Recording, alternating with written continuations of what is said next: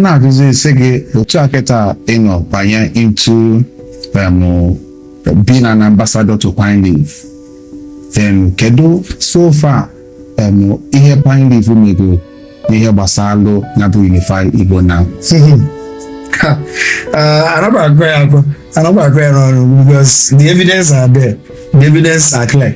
Pine Leaf Estates and Properties Limited sacrifice their resources a lot for the movement. First of all, a lot of people now as usurpers. But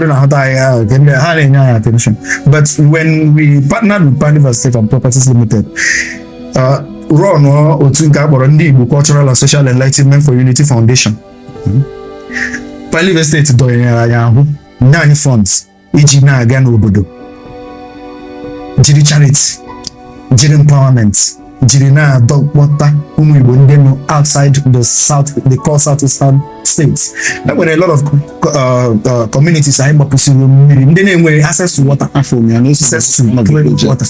And when ndị nyegoro electricity. Now currently, when a village, and when in some communities in Benue State, Pine Leaf Akwebe transformer. You know, now the community is set to go up caretaker committee. Gahomaka transformer, even have transformer bo. Nde ahuboko.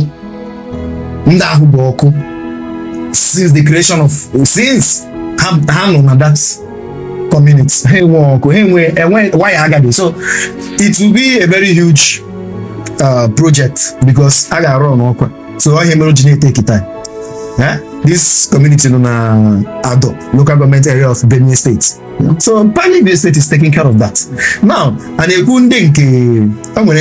like in the suburb, he partnered through Pine Leaf Estate. We partnered with their farmers in a copter rice. Then Pine Leaf Estate in up to 3 trailers for the start. So we are still waiting for them for that production. They are going to the other time. You understand? So you begin to see the involvement. Now, Pine Leaf Estate and Properties Limited is not just about Kahari property. They are about community development. You know, so community empowerment, cultural awareness. So this is not just a company. This is a God-sent company for our neighbor. You begin to see. So obviously, our movement, our journey are these. Mana, Igbo na ihe nke anyị na-eme ugbu anyị bịara akpọga anyị n'ebe ndị ọtaka na-ekute mmiri. Mana bifo akpọga anyị ebe anyị guzo jụọ kedu ihe ụmụ Igbo, kedu ihe ala Igbo ga-emere ndị Igbo nọ na Cross River State? Go to Lagos and see the investment of the Igbo man, you will be crying. Go to Kano and see the investment of the Igbo man, building 400 housing units in another person's land. Go to Zaria. Go to Ogun State now, because there is no more land in Lagos. So the Igbo man has gone to be buying swamp.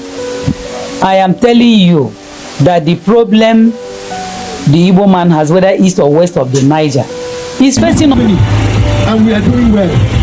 This is for the Igbo nation.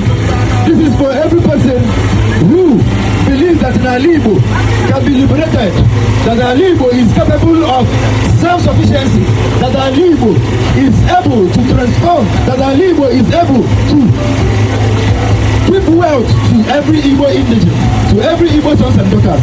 It is starting from progress. It is starting from what we are doing in Pine Leaf Estates and Properties Limited. As you remain your own faithful Chukwuemeka, and then we do it. I am a proud ambassador of Pine Leaf Estates and Properties Limited. Thank you, DJ, because then I know why we keep doing what we are doing, why we keep evangelizing about the progress of Igbo through Pine Leaf Estates and Properties Limited. Because, tell me, thank you.